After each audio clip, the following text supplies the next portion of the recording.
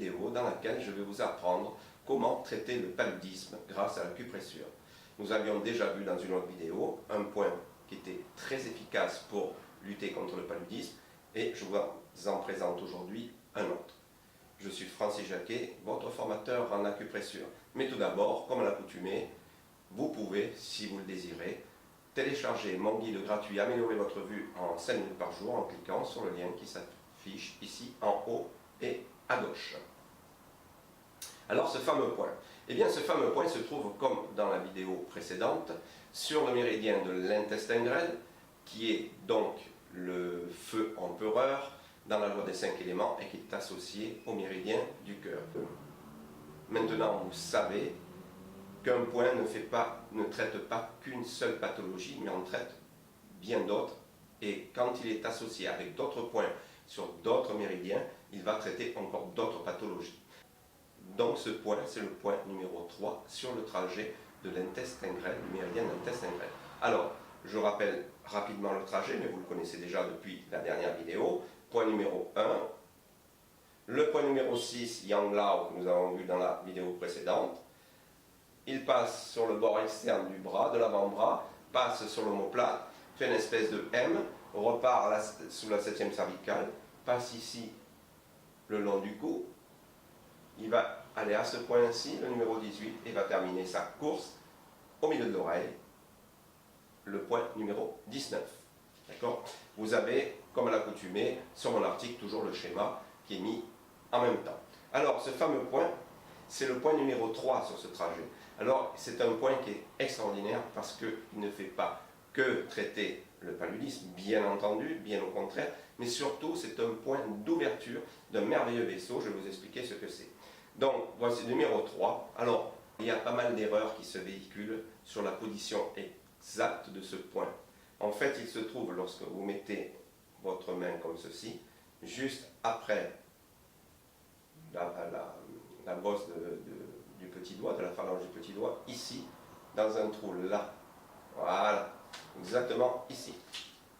Et là, vous avez le point numéro 3 du méridien de l'intestin grêle. Alors ce point, c'est un point très important. La première action qu'il a et qui est très importante, c'est pour ça que vous pouvez le stimuler régulièrement si vous le désirez, si vous avez des problèmes au niveau de ce que l'on appelle les viscères creux, les entrailles, c'est-à-dire estomac, vessie, tout ce qui sert à excréter ou à éliminer les déchets, permettre d'évacuer les toxines du corps et tout. Donc ce sont ce qu'on appelle les viscères creux, les entrailles, donc c'est l'estomac, la vésicule biliaire, le gros intestin, l'intestin grêle, etc., etc.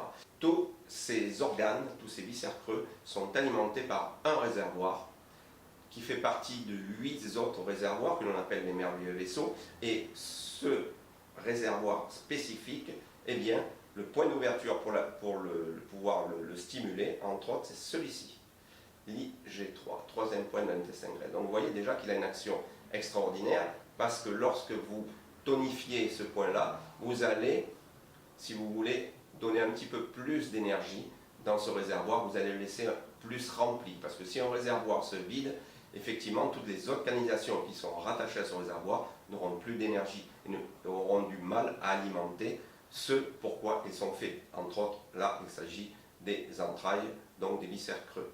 Donc déjà, première action, c'est celle-ci. C'est un point d'ouverture donc, de ce merveilleux vaisseau, vaisseau gouverneur, on appelle, Doumaï. Mais aussi, il va traiter le paludisme. Donc allez-y, n'oubliez pas qu'il fait partie du feu empereur, intestin grêle, lié au méridien du cœur. Donc vous allez pouvoir traiter effectivement toutes les fièvres, toutes les chaleurs qui sont dues au paludisme, tous les effets nocifs qui accompagnent en fait cette maladie. Entre autres, il va faire aussi autre chose.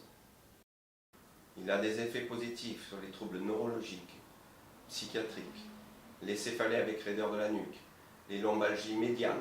Donc vous voyez qu'il a des actions très étendues. Dans la vidéo précédente, nous avions vu un point qui traitait efficacement le torticolis. Eh bien aujourd'hui, l'association clé du jour va être une association qui va traiter le torticolis, tout ce qui va traiter des raideurs de la nuque. Alors pour cela, 2 points, bien entendu celui-ci, l'IG3. N'oubliez pas qu'il est sur le trajet du méridien, donc de l'intestin grêle, et que l'intestin grêle, le méridien, passe ici, comme ceci, d'accord, pour aller là et terminer sa course ici.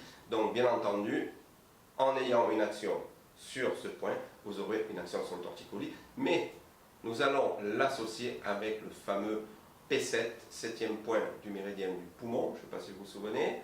Est-ce que vous vous souvenez? Il n'y a pas eu de révision de fait. Ceci, hop. Quand vous prenez votre main, vous mettez la main comme ceci avec votre index. Vous vous posez sur l'avant-bras. Et là où va tomber votre index, vous serez sur le point numéro 7, P7.